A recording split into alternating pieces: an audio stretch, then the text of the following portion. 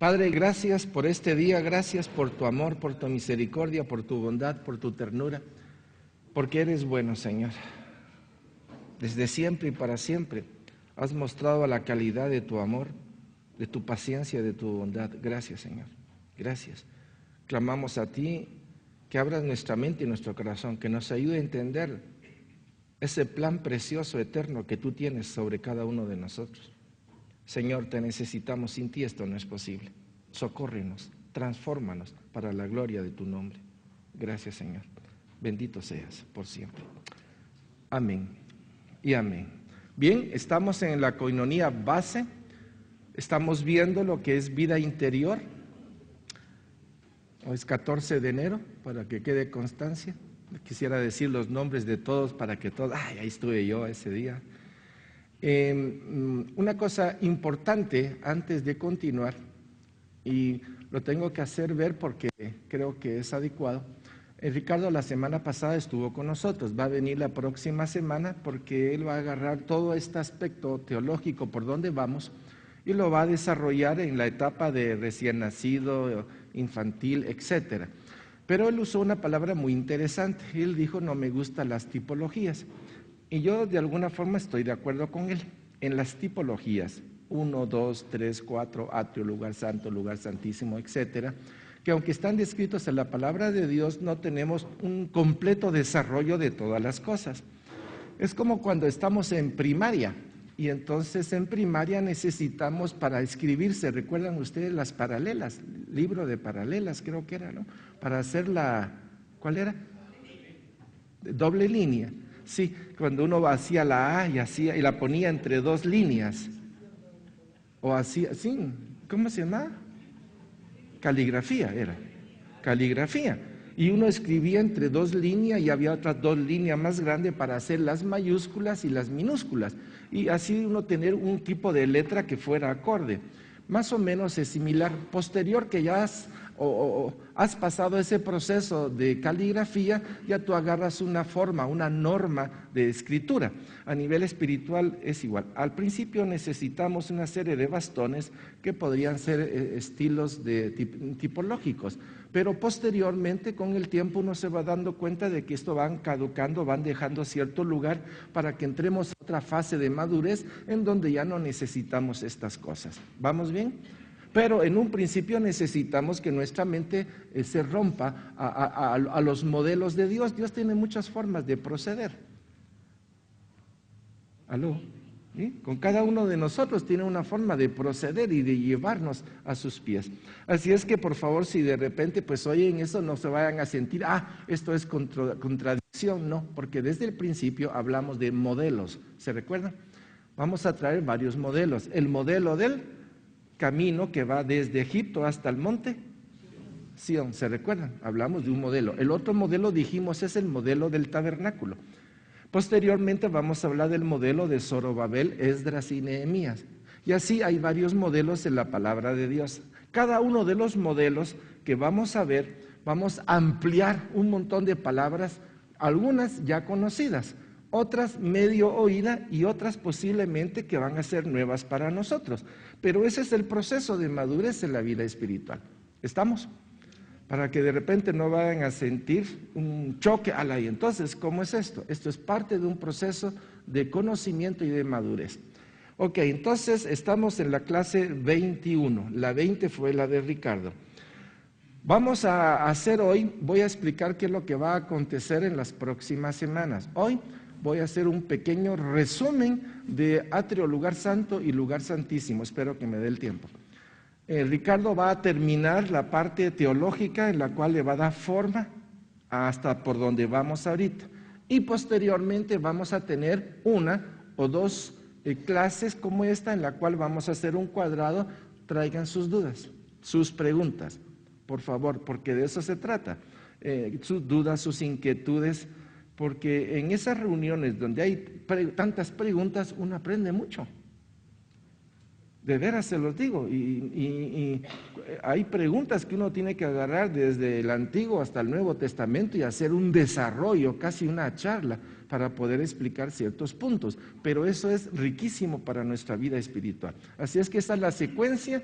Posteriormente cerramos la vida interior en relación al tabernáculo y vamos a entrar al modelo de Zorobabel. ¿Estamos? Es impresionante ese otro modelo que vamos a ver. Entonces tenemos el tabernáculo. El tabernáculo, ustedes saben, fue dado por Dios en el monte. Sí. ¿Ya vieron? Cómo los montes nos tontean. El monte es el monte Sinaí. Y ahí fue donde el Señor en varias oportunidades le dijo a Moisés cómo tenía que hacerlo. Era tan laborioso lo que tenía que hacer que el hombre necesitaba ver el tabernáculo. Eso quiere decir que si Moisés tenía que ver el tabernáculo, había un tabernáculo previo que ya estaba allá arriba.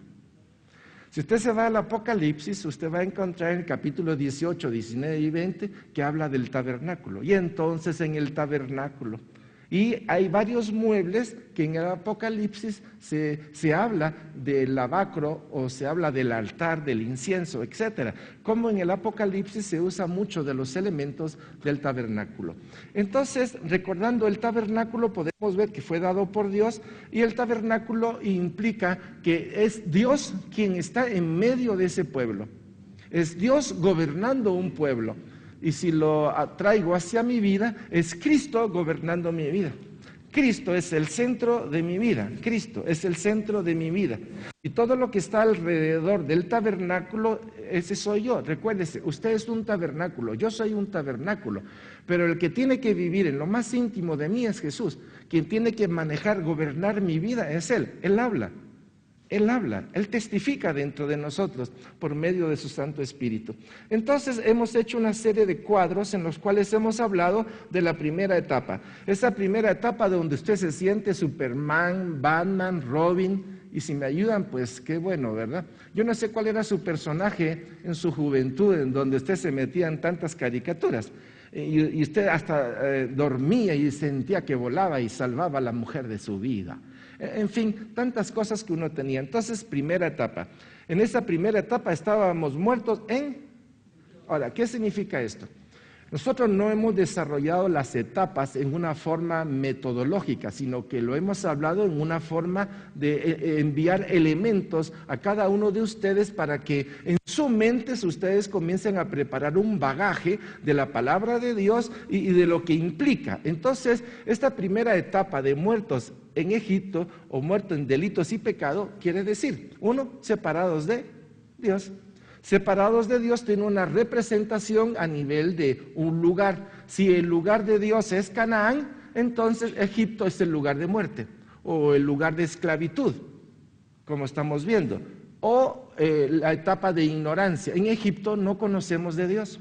Estamos muertos en delitos y pecados. Entonces, cada una de estas etapas, cuando las desarrollamos, va quedando un polvito espiritual en esa área y se va fortaleciendo. Y eso es lo que necesitamos en las 5 etapas de la vida interior. Entonces, en Egipto, la primera etapa habla de esclavitud, de dolor, sufrimiento, habla de muerte, habla de ignominia. La ignorancia es de las áreas más fuertes en la cual el faraón, que representa a Satanás, hace a los demás esclavos. Una persona que tiene conocimiento de las cosas de Dios, que tiene el Espíritu de Dios, no cae en estas cosas, porque ya tiene la verdad. La ignorancia es el mayor aliado de Satanás. ¿Hello? ¿Se da cuenta? No conocer nosotros es vivir bajo el señorío del otro. De ahí viene que podemos ver la idolatría. Hacemos de cualquier cosa. La ignorancia fabrica toda clase de ídolos. Repítalo conmigo. La ignorancia fabrica toda clase de ídolos. Eso quiere decir, ¿cuántos ídolos pudieron haber habido en mi vida? O que todavía hay por ahí. Y tal vez hasta de repente le hacemos alguna flexión durante el día. La etapa de muertos en delitos y pecado implica eso, idolatría. Y sobre todo la otra palabra que es egolatría. Ego, mi yo. ¿Qué tanto o qué tan grande es mi yo? Y hemos hablado de mucho yo, ¿se recuerdan? Para hacer una clasificación que nos permite entender lo que es un proceso de maduración. El proceso de maduración aquí es lo opuesto. Comienzo con mucho yo, menos yo, para hacer nada yo y todo él. ¿cierto? Es un proceso de lo grotesco, de lo orgullo, soberbia, etcétera, para terminar en una línea que es la línea de la nada. Y por el otro lado, pues vendría a ser la humildad. La humildad es todo lo opuesto a la soberbia. Entonces comenzamos con un poquito de humildad, y la humildad va creciendo, y la humildad al ir creciendo va matando nuestro egoísmo, que es otra de las palabras, egoísmo. Egoísmo es jalar las cosas hacia mí. No solo busco alabanza y adoración, busco constantemente reafirmación de mi forma de ser.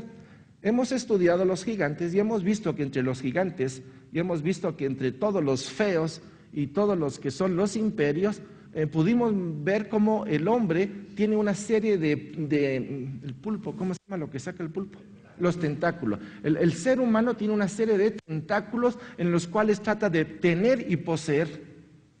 Poseer al hermano, poseer a la esposa, poseer a los hijos, poseer todas las cosas, porque con tantos tentáculos da la sensación de tener un soporte. Ahora, resulta que todo lo que está alrededor está tan débil como él, solo que él no lo sabe.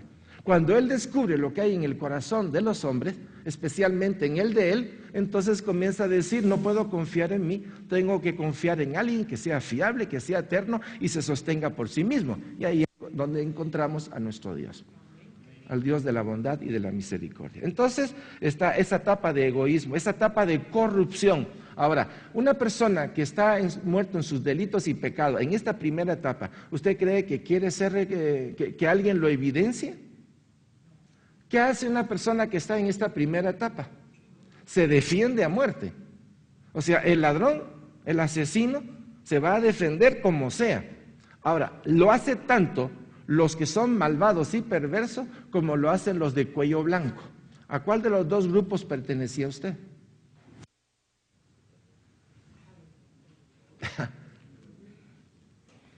El silencio implica, no sé. Porque en uno de esos dos lados estábamos, yo era de cuello blanco, aunque de vez en cuando me pegaba acá, arrastraba por allá, que decía, a la voz, ¿y cómo es eso? Bueno, yo porté arma mucho tiempo. ¿Y vos hubieras matado? Ah, si la cosa se pone por ahí, yo diría que sí. No, vos no creo que vos, sí, es que estaba preparado para eso. No puede ser ángel, ¿sí? ¿Se recuerdan el tiempo de la guerrilla? En Escuintla, toda esa región. Los ataques nos tuvieron que preparar para defendernos. O sea, a la hora de la hora uno ha pasado por una serie de circunstancias que sin conocer a Dios, uno pensando que eso era lo bueno, uno se comenzó a meter en cosas que no debía. Pero a la hora de la hora es todo eso, corrupción, toda esa parte carnal, egoísta, egocéntrica, en donde uno juega con su propia vida sin darse cuenta de que está muerto. Entonces, esa etapa de muertos en Egipto es una etapa terrible, llena de religiosidad, llena de idolatría, egolatría, corrupción. Y el hombre no sabe que está muerto y que está condenado a la muerte eterna, que está con el derecho, y sí que pasaje comprado para entrar al infierno. Ni siquiera le van a pedir ticket, sino que una vez le van a decir, entre y apúrese. ¿Estamos bien con la primera etapa? Bueno, vamos entonces. Luego viene una segunda etapa. Hoy vamos a ver varias cosas que son muy interesantes. Yo no creo que les dé tiempo de escribir todo, pero todo va a quedar en la página web.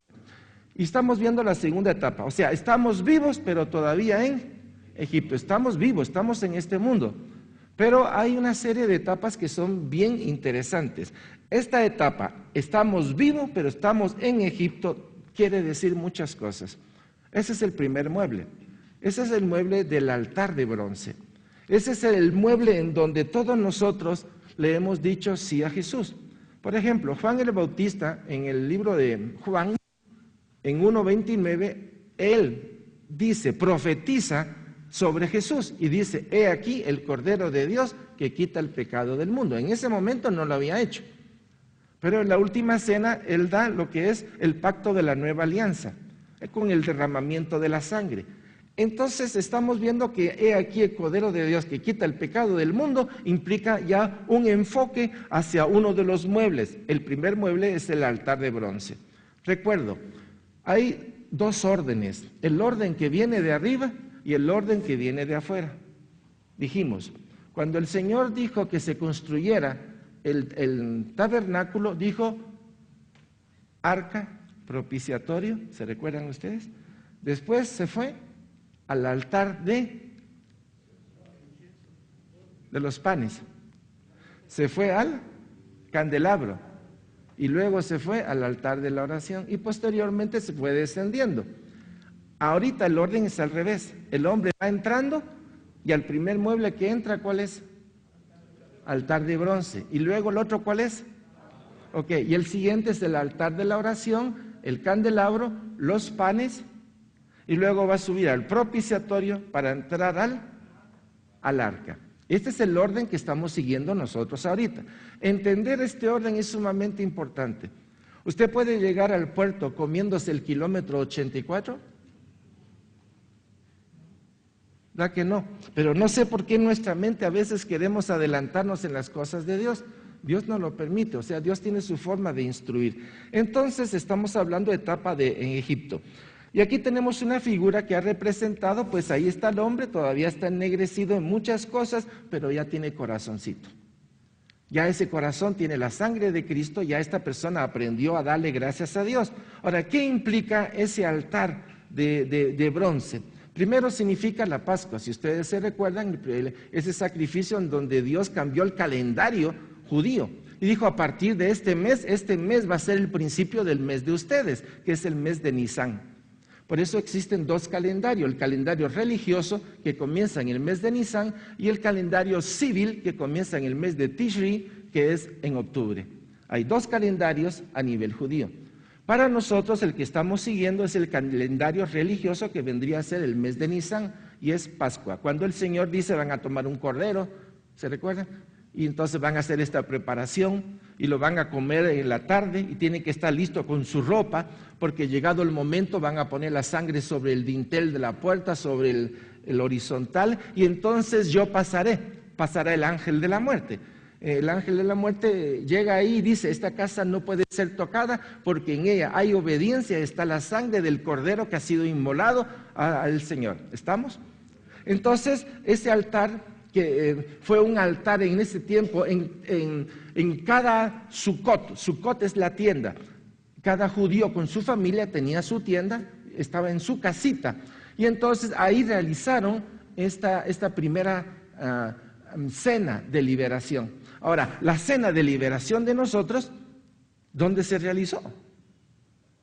En el Monte Calvario. Pero hubo una preparación previa. Jesús estuvo hablándole a sus discípulos durante muchos días: miren lo que va a acontecer. O sea que Jesús estaba fungiendo como profeta en ese momento, porque les estaba diciendo: miren lo que va a acontecer. Ahora, esto es el altar de bronce, porque en ese altar es donde iba a ocurrir el sacrificio. Iba a haber el derramamiento de sangre, y esa sangre iba a ser llevada hasta el lugar íntimo o lugar santísimo. Y a través de esa sangre todos íbamos a ser justificados. En el Antiguo Testamento ese es el orden. Ahora, en el Antiguo Testamento había que repetir cada año la fiesta de Yom Kippur, que era donde había que sacrificar al animal. Después tomaban dos y se ponían las manos sobre ellos, uno iba al desierto y la sangre del otro llegaba hasta el lugar santísimo. Eso fue cumplido en la persona de Jesucristo. Él cargó los pecados. Uno de los chivos cargó los pecados. Y otro de los chivos derramó su sangre, y la sangre de ese chivo fue llevada ahí arriba. Jesús cargó los pecados, y Jesús, él primero anunció como profeta, ¿cierto? En la cruz es rey, y después él es el sumo sacerdote que se presenta ante el altar de Dios para colocar la sangre en el lugar del propiciatorio. Por lo tanto, él viene a ser profeta, viene a ser el rey y viene a ser el sumo sacerdote para nosotros en todos los planos. Amén. Ahora, si eso es así, también lo es en mí. En mí, porque me vive profetizando. ¿Sí? Y Él es mi rey, y Él es mi sumo sacerdote. Y cuando estos tres elementos o estas tres posiciones están en mi vida interior, permítame decirles que el 99% ya está ganado.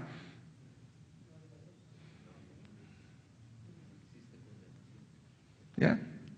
Ya estamos en un plano. Entonces, habla de sangre, habla de comida, porque tenían que comer panes sin levadura. Todo era un plan de obediencia. Y ocurrió la liberación. Luego viene una caminata, como quien dice, apúrense, apúrense, y recorrieron 180 kilómetros en una noche, más de 3 millones o 2 millones y medio de habitantes, con todo y vaca y ganado, todo el mundo iba ahí. Miren, si caminar 100 metros cuesta un montón. Caminar 180 kilómetros, ok, una caminata, pero eso implicaba una liberación, implicaba la justificación de Dios. Dios estaba en un plan, y eso es lo que está pasando en la vida interior de nosotros. En esta segunda etapa donde estamos vivos, pero estamos en Egipto, significa un proceso de batalla, un proceso de entender lo que Dios está haciendo en nuestras vidas. En ese momento el pueblo de Dios no entendía nada. No entendía nada, porque todo estaba bajo una cuestión de alta velocidad. Por ejemplo, cuando vamos a retiro, yo no sé si a ustedes les pasó, pero yo lo pasé en fly. Yo solo vi que ahí estaba Jesucristo y entendí ese plan. Por gracia dije, sí, Él vino a mi vida, abrió mi mente, abrió mi corazón, Él entró a mi vida, fue obra de Él. Y posteriormente ya vino un proceso de revelación, un proceso de crecimiento. Entonces ya viendo para atrás puedo ver el altar de bronce, puedo ver el lavacro, puedo ver un montón de cosas en el Antiguo expresada en la persona de Jesucristo en el Nuevo Testamento a favor de nosotros. Ahora resulta que si yo soy el tabernáculo, ¿quién es el único que puede operar en mi vida en ese tabernáculo? Solo Jesucristo. Solo Él puede. Él es el sumo sacerdote. ¿Cierto? Ok, entonces está la justificación, redención, propiciación, sabiduría, conocimiento y experiencia. Aquí ya comenzamos a tener un conocimiento y experiencia. Al principio, para aquellos que son convertidos, lo que ocurre es una experiencia, pero no tiene nada de conocimiento. ¿Cierto? Y posteriormente viene un proceso de enseñanza, y junto del proceso de enseñanza con la experiencia comienza a haber una especie de formación interior. Y uno todavía no le atina porque todo es una especie de cuando hay muchas piezas, como hemos dicho que son, un rompecabezas. Entonces comienza el proceso de unir las piezas, porque nuestra vida estaba destruida, estaba hecha a pedazos. Entonces podemos ver ese primer altar que es el altar de bronce. En este altar es donde Dios también nos hace sentir o nos permite comenzar a ver lo que es sentir y consentir. ¿Se recuerdan? Y hablamos de los toques de Dios también, cómo Dios a través del mueble tocándonos puede haber sanidad, puede haber liberación. El toque de Dios en nuestras vidas es para transformación. Cambiar las cosas naturales a las cosas espirituales. Bueno, vamos entonces al otro mueble, tercera etapa, vivos en el desierto. ¿Se recuerdan? Y en esta etapa es donde el hombre comienza a descubrirse a sí mismo que es rebelde, necio, insensato, calumnia, critica, levanta su voz, blasfema contra Dios. Pero resulta que el hombre que comienza a descubrir lo que hay en su corazón, porque Dios lo que está haciendo es metiéndote en el desierto para sacar de ti lo impuro, lo impropio, lo desagradable. Y la única forma es metiendo fuego. Cuando las circunstancias que están a nuestro alrededor se ponen feitas, ¿qué es lo que saca de nosotros? El enojo, la cólera, la palabrota, ¿sí? El señalamiento, la crítica, etcétera. Todos son culpables, menos yo. Es que si el semáforo no se hubiera puesto en amarillo, ¿sabe quién está manejando eso? Entonces le echamos la culpa a todos, ¿verdad? Es que el GPS se equivocó, entonces me metió a la derecha y me fui a la izquierda, entonces ahí estaba el tren enfrente de mí. ¿Vamos? Entonces, pues es necesario que en esta etapa veamos algunas cositas. La palabra habla de las aguas de la palabra, o sea, el lavacro representa un mueble que no tiene dimensiones. El altar de bronce sí tiene dimensiones, pero el lavacro no tiene dimensiones. Se supone que el lavacro eran dos fuentes, la fuente de arriba y la base, eran dos piezas. Y en la parte de arriba, pues la persona, el sacerdote llegaba y se lavaba las manos. Los sacerdotes, cuando estaban dentro del tabernáculo, tenían que estar todo el tiempo descalzos. Esos son detalles, descalzos. Por lo tanto, el estar en el polvo, quiera que no, sus pies se ensuciaban. Entonces, de alguna manera, se lavaban las manos y se lavaban los pies.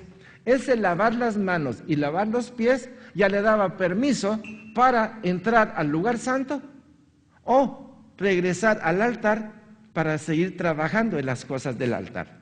O sea, un punto medular clave en la vida del hombre es la limpieza. Por eso es tan recomendable que por la mañana y por la noche, cuando hagamos nuestra oración, comencemos con un gracias Señor, perdón y nueva gracia para ese día.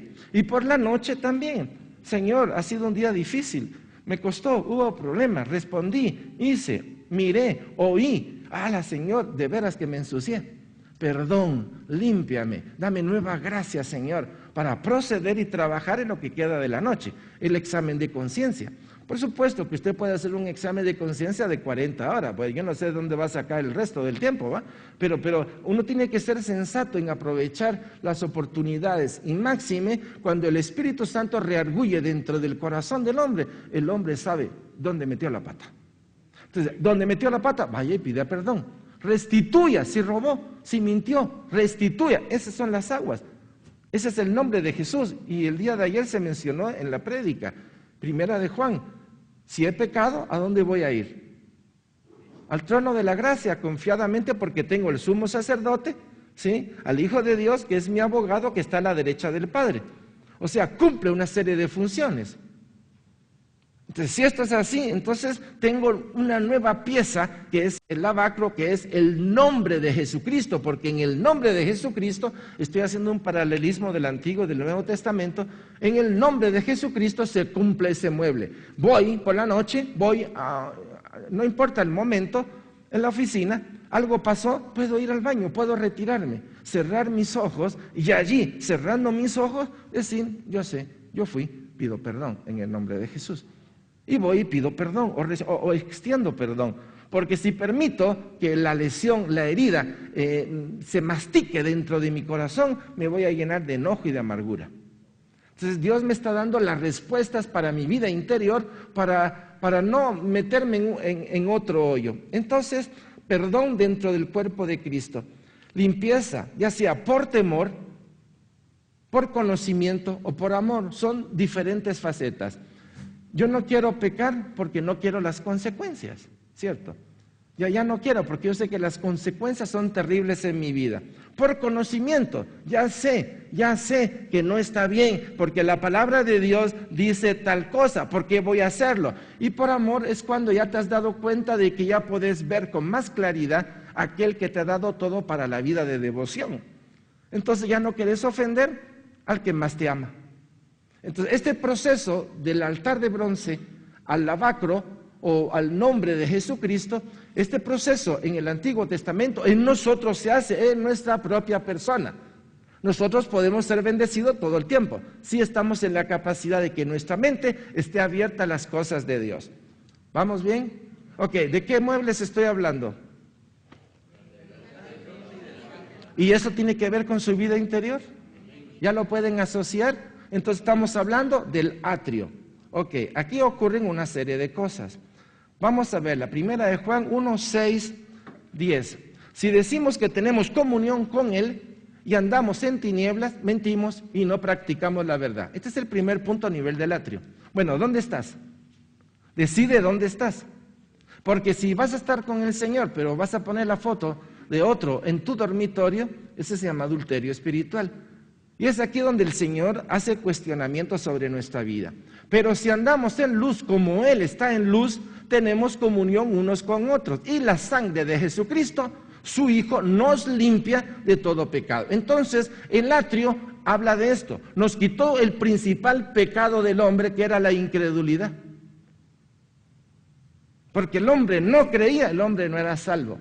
Pero al hombre se le habló, se le predicó, el hombre escuchó, hubo un reargullir dentro de su corazón y dijo, sí, Jesús es el Señor y te acepto en mi vida. Por creer ese hombre es salvo, pero por creer también ese hombre ha sido perdonado. ¿Ya? Ahora, este hombre al caminar en la vida cristiana puede enturbiar su mente y su corazón por ignorancia. ¿Cuáles son las palabras que dijimos antes? Egolatría, ¿qué más? Idolatría, corrupción, egoísmo, se pudo haber contaminado. Entonces, si se contamina, ¿qué ha dejado el Señor para nosotros? En su nombre. Jesucristo, ¿pido perdón o no? ¿Será que ahorita que ya lo puedo ver, ahora puedo entender el proceso de Dios para nosotros? Ok, entonces, 8. Si decimos que no tenemos pecado, nos engañamos a nosotros mismos y la verdad no está en nosotros. ¿Quién de nosotros puede decir yo no tengo pecado? El simple hecho de decir no tengo pecado me hace que tengo que ir a platicar con Él y a poner claridad en mi vida. ¿Sí? Si confesamos nuestros pecados, Él es fiel y justo para perdonar nuestros pecados y limpiarnos de toda maldad. Esta cita que está aquí, ¿no les hace clic, clic con el lavaca? ¿Sí? O sea, amanezco, Señor mío, Dios mío, te pido perdón.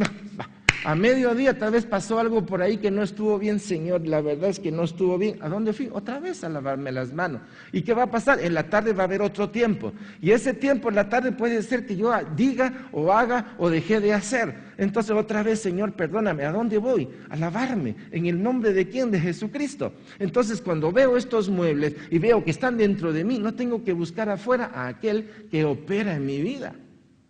O sea, ese estado de conciencia ya me pone en un estado de vida interior. Debo de cuidar mi vida para aquel que me la dio. ¿Aló, pueblo de Dios? Ok, si confesamos nuestros pecados, Él es fiel y justo para perdonar nuestros pecados y limpiarnos de toda maldad. Si decimos que no hemos pecado, le hacemos a Él mentiroso y su palabra no está en nosotros. Miren, tan sencillo. ¿Ustedes han visto las pelotas de fútbol? Perfecto, si yo agarro la pelota y se la tiro a Francisco y digo, yo la tengo, mentira, ¿quién la tiene? Aquel que la tiene dice la verdad. Esto es lo que está diciendo, tenemos que tener claridad en nuestras vidas, no tenemos por qué mentir. Ahora vamos a resumirlo así, el atrio. ¿Qué representa el atrio? El atrio representa la luz solar. Por un momento es luz solar, bajo la clasificación que se ha presentado, porque hay varias clasificaciones. En esta que estamos presentando representa luz solar. Y en ese lugar es donde se hace el sacrificio. O sea, afuera, en el lugar del atrio. Allí murió Jesucristo también, en el atrio de Jerusalén.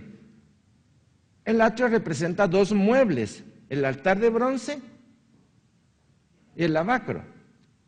Pero implica una puerta de fe. Una puerta con 4 columnas de 5 codos de alto. Eso quiere decir, el que tiene que entrar al atrio, tiene que entrar por la única puerta que hay. Solo hay una puerta.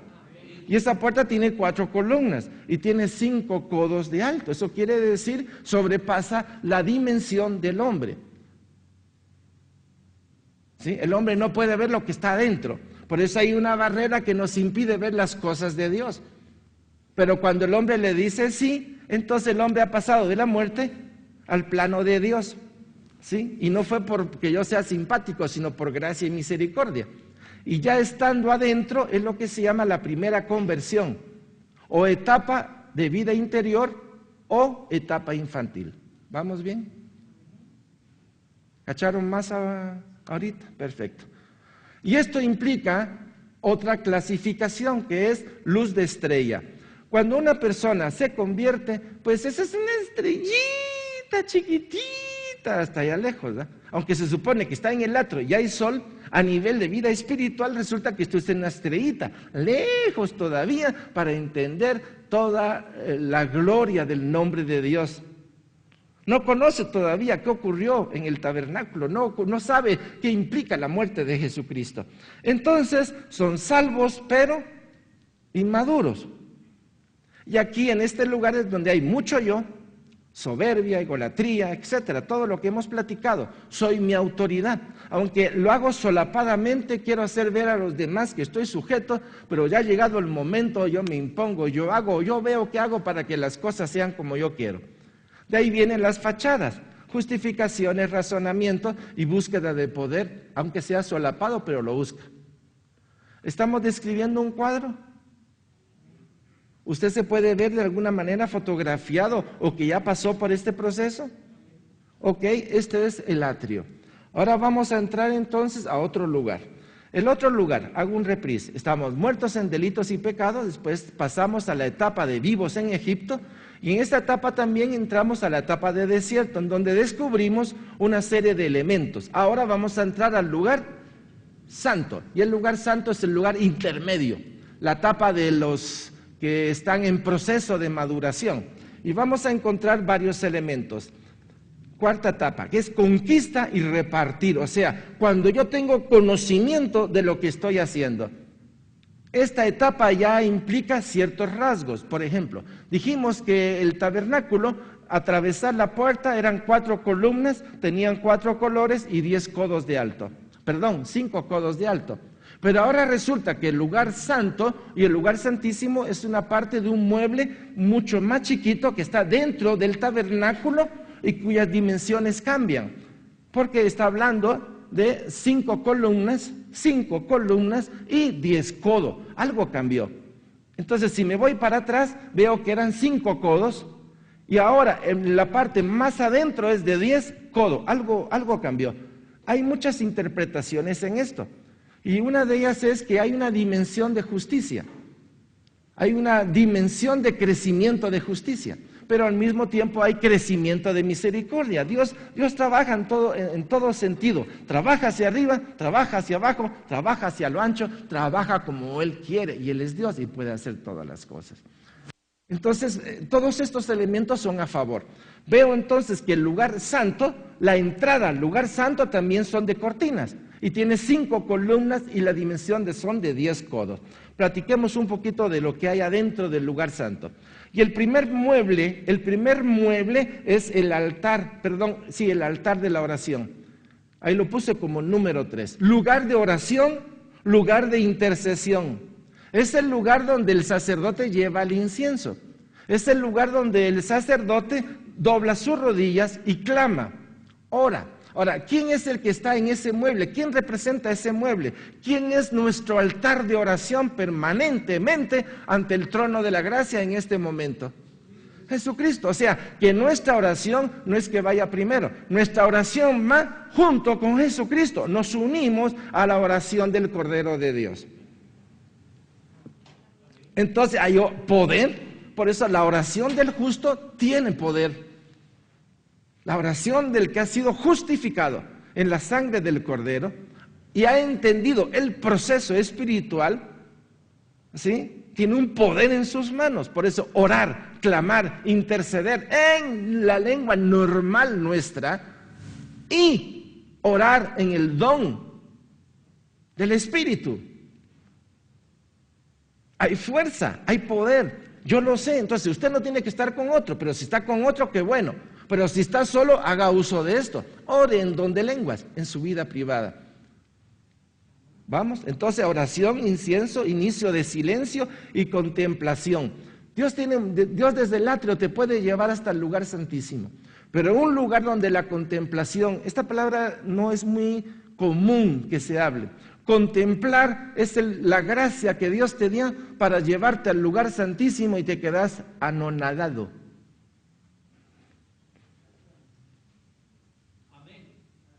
Te quedas, ¡wow! Y solo te está enseñando la parte de la esquina del refugio de la capa que él usó, imagínense. Y te quedas anonadado. Entonces es un tipo de contemplación. Ustedes van a escuchar que cada iglesia, cada lugar, tiene un tipo de tipología, un tipo de hablar. Gloria a Dios. Lo que tiene que hacer usted es tratar de nivelar qué dijo aquel y en qué fase es o qué significa para nosotros. Y resuelto el problema. Amén. ¿Estamos claros? Entonces estamos hablando de contemplación.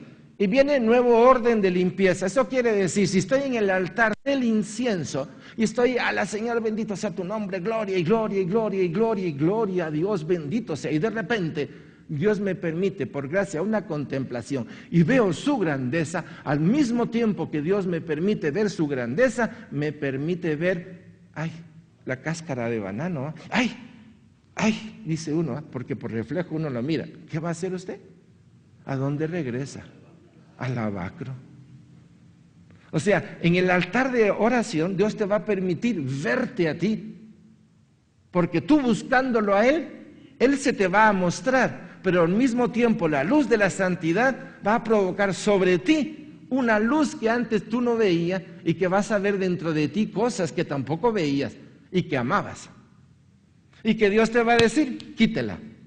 Entonces, ¿a dónde voy a quitarla? Primero voy a confesarla, es cierto, tiene razón, soy perezoso, negligente, apático, hay mucho yo. Entonces uno va al lavacro o va al altar de Jesucristo ahí, Señor, es cierto, yo soy, te pido perdón. Te pido perdón y límpiame, viene a cumplir la función del lavacro. Entonces el lavacro es un lugar muy especial. El nombre de Jesucristo, tomar el nombre de Jesucristo con sabiduría es limpieza y al mismo tiempo es fuerza. ¿Aló? Ahora, ¿todo eso es para atrás? No, eso es para usted hoy día aquí. El paralelismo que estamos haciendo es para que usted se dé cuenta de lo que Dios está haciendo en su vida y en mi vida. Lo que puede estar haciendo en mi matrimonio, en mi familia y en la congregación. Dios trabaja en diferentes niveles en mi vida, junto con mi esposa, junto con mis hijos, en la congregación. Y de ahí lo que se va logrando es una madurez de usted, una madurez matrimonial, una madurez familiar y una madurez a nivel de congregación. ¿Estamos? Bien, voy a dar la... Ok, luego vamos al cuarto mueble que es el candelabro. Voy a terminar con el candelabro el día de hoy y la próxima semana, entonces dentro de 2 semanas seguimos. Lugar de luz, el candelabro con sus 7 lámparas, lugar de luz. Si usted después de la oración se va a meter a la palabra de Dios y ya con la oración en el Señor usted viene como que dice fresco y de repente la palabra de Dios se abre como una luz en su entendimiento, ¿qué cree que usted que va a pasar? ¿A dónde cree que va a ir corriendo? Al lavacro. Otra vez, Señor, es que tu palabra, me descubrió, porque todos los muebles tienen la intención de descubrir en nosotros la grandeza de Dios y la pobreza interior que nosotros tenemos. Entonces, si eso es así, ya encontramos el mecanismo para conservar que nuestra vida se mantenga con claridad, con luz, en gratitud, en alabanza, en adoración. Entonces el candelabro trae nuevas verdades, o mejor dicho, me abre la verdad y me trae una verdad progresiva. Revelación, conocer, entender, discernir para tomar decisiones. Es la palabra viva operando en mi vida. ¿O no? ¿Cierto? Este proceso viene a ser como una vida de vida cristiana. Conversión, entiendo el nombre de Jesucristo y pido perdón cada metida de pata, sé que tengo que orar, ¿sí o no? Padre, gracias, sé que tengo que estudiar candelabro y tengo que tener una vida de testimonio, una vida que es el pan, la mesa de los panes, una vida de testimonio prendida en la palabra, sabiendo que soy yo en la nueva epístola ambulante, ¿sí o no? Ok, bien mis hermanos, vamos a parar el día de hoy aquí y entonces, como no nos dio tiempo, vamos a tener otra enseñanza más. Sí, que siga. A ver, ¿qué sigo? La siguiente. Ok, entonces vamos a terminar con la otra y la otra entonces es la mesa de los panes. Con eso terminamos la etapa de conquista. Es la mesa donde es una mesa que tiene su cornisa, está alugada en el lugar santo, está en el lado derecho, en la entrada, lugar santo, lugar derecho. Es la mesa que conserva 2 hileras de panes, 2 hileras de 6 panes. Y 6 y 6 son 12. Y representa la soberanía, representa las 12 tribus de Israel, representa los nombres del Señor. Representa el lugar de gobierno o el lugar de autoridad sobre mi vida, que es el Señor. Entonces, lugar de gobierno y testimonio es lugar de alimento, porque el simple hecho de hacer lo que Dios dice, hay como ese premio de Dios, porque me llena de gracia. Cuando me desgasto, Él me llena. Solo desgastándome es que Él me llena. Solo haciendo lo que Él le dice, Él me llena, porque si yo tengo y no me he desgastado, eso sigue aquí. Tiene que salir para que entre nueva información de Dios. Es como en una silla, usted no puede poner a otra persona en su silla si primero no es quitado usted.